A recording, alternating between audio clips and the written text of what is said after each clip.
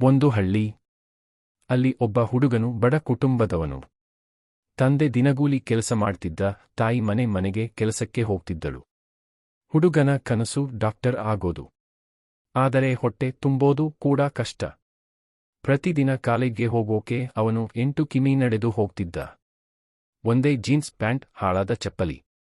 ಆದರೆ ಅವನ ಕನಸಿಗೆ ಬೆಲೆ ಕೊಡ್ತಾ ಪುಸ್ತಕ ಹಿಡಿದು ಓದ್ತಾ ಸಾಗುತ್ತಿದ್ದ. ಒಮ್ಮೆ ಕ್ಲಾಸಿನಲ್ಲಿ ಸ್ನೇಹಿತರು ನಕ್ಕರು. ವಾಯ್, ನಿನ್ನ ಚಪ್ಪಲಿ ನೋಡ್ರಿ. ನಿನಗೇನು ಡಾಕ್ಟರ್ ಆಗೋ ಅಂಬಿಷನ್ ಅಲ್ವಾ? ಅವನ ಕಣ್ಣು ತುಂಬಿತು. ಆದರೆ ಹೃದಯದೊಳಗೆ ಶಬ್ದವಾಯಿತು. ಇವತ್ತು ನಕ್ಕರೂ ಪರವಾಗಿಲ್ಲ. ನಾಳೆ ನನ್ನ ಸಾಧನೆ ನೋಡಿದ್ರೆ ಅದೇ ಜನ ಮೌನವಾಗುತ್ತಾರೆ. ಆ ರಾತ್ರಿ ಹೊಟ್ಟೆಗೆ ಅನ್ನ ಇರಲಿಲ್ಲ. ತಾಯಿ ಮಗುಳ್ನು ನೋಡುತ್ತಾ ಕಣ್ಣೀರು ಹಾಕ್ತಿದ್ದಳು. ಆ ಹುಡುಗನು ಪುಸ್ತಕದ ಮೇಲೆ ಕಣ್ಣೀರು ಸುರಿಸುತ್ತಾ ಶಪಥ ಮಾಡಿದ. ನನ್ನ ತಾಯಿಯ ಕಣ್ಣೀರು ನನ್ನ ಕನಸಿಗೆ ಇಂಧನ. ಎಷ್ಟು ಕಷ್ಟ ಬಂದರೂ ನಾನು ಹಿಂತಿರುಗಲ್ಲ.